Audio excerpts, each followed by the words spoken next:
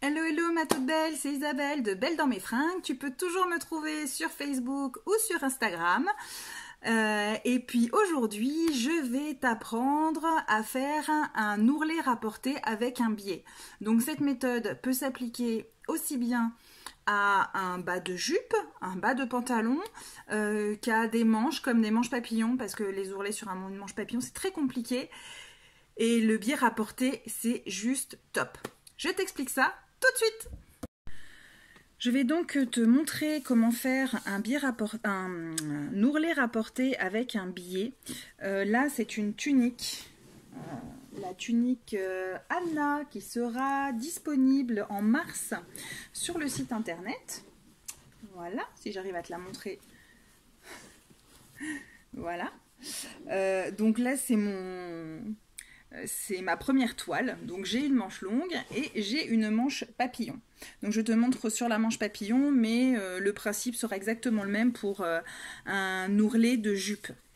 Donc je commence par prendre la dimension de mon ourlet, donc mon bas de manche. Donc c'est parti. Fais bien attention, on suit bien la ligne de patron.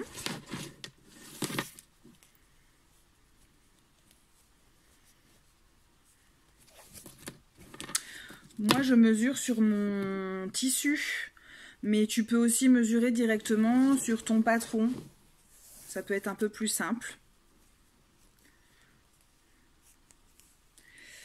Donc là j'ai 64,5 pour faire le tour. Donc je vais prendre du biais, je vais faire 64,5 plus 2 cm. Pourquoi plus 2 cm? Tout simplement parce qu'en fait je vais les raccorder. Donc il me faut 1 cm de chaque côté pour coudre. Un peu comme quand on fait du bord-côte. Voilà, c'est le même principe. Donc 64,5, 65,5, 66,5. Je coupe donc 66,5 de biais.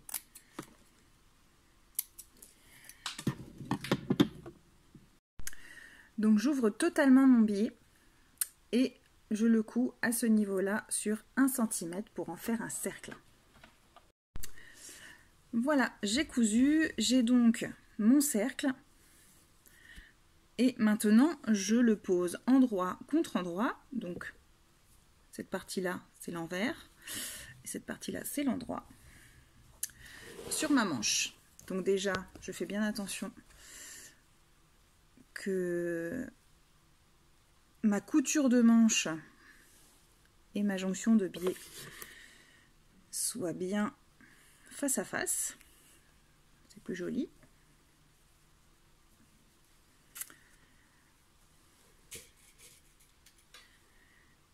Et je pose mon biais. Donc je vais coudre au niveau de la première pliure. J'épingle et on se retrouve. Voilà, donc là j'ai bien mon biais tout autour de ma manche. Donc je vais coudre au niveau de la première pliure, c'est-à-dire à 1 cm du bord du biais.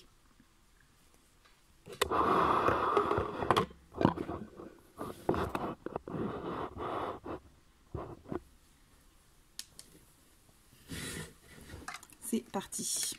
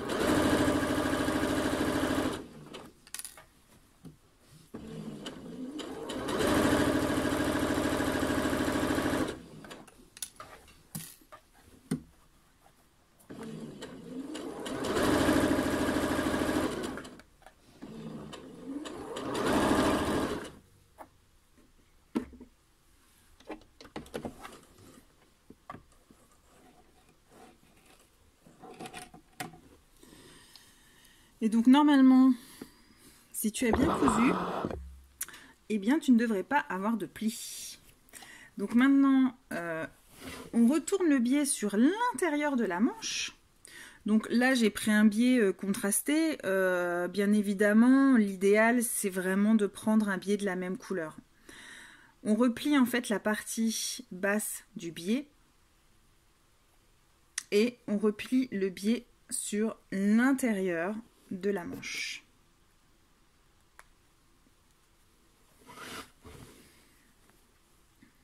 Donc je te montre. On replie bien le biais et on replie après le biais sur l'intérieur de la manche.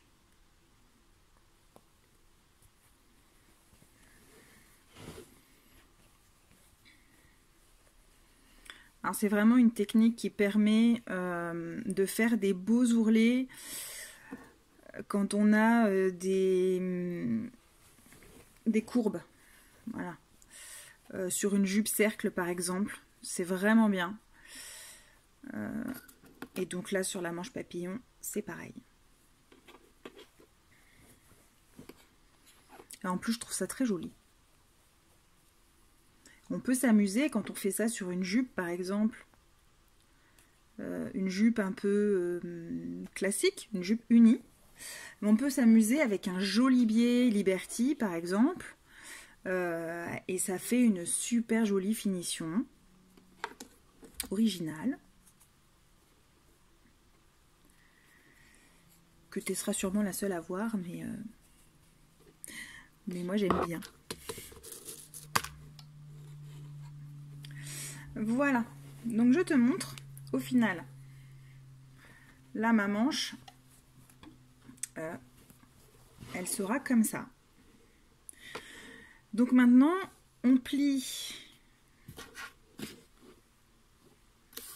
Oh, on plie, non pas du tout. Donc maintenant on coud tout le long. Donc là je vais coudre à quelques millimètres du bord supérieur de mon biais. C'est parti.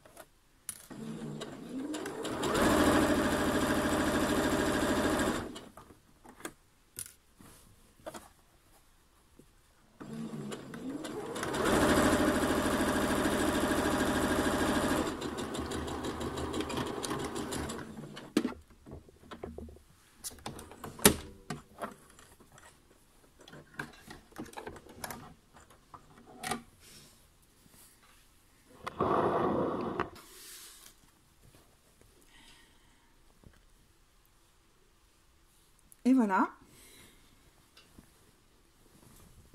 Donc si je te montre la tunique de face, eh bien tu as un très bel ourlet.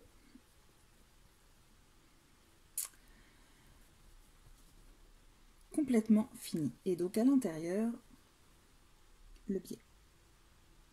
Si tu as des questions, n'hésite pas à les mettre en commentaire, je me ferai vraiment un plaisir de t'y répondre. Et puis, eh bien, n'hésite pas à venir me suivre sur Facebook ou sur Instagram et à me dire tout ce que tu as envie de savoir sur moi ou sur Belle dans mes fringues et éventuellement ce que tu aurais envie que je te propose. Bisous bisous!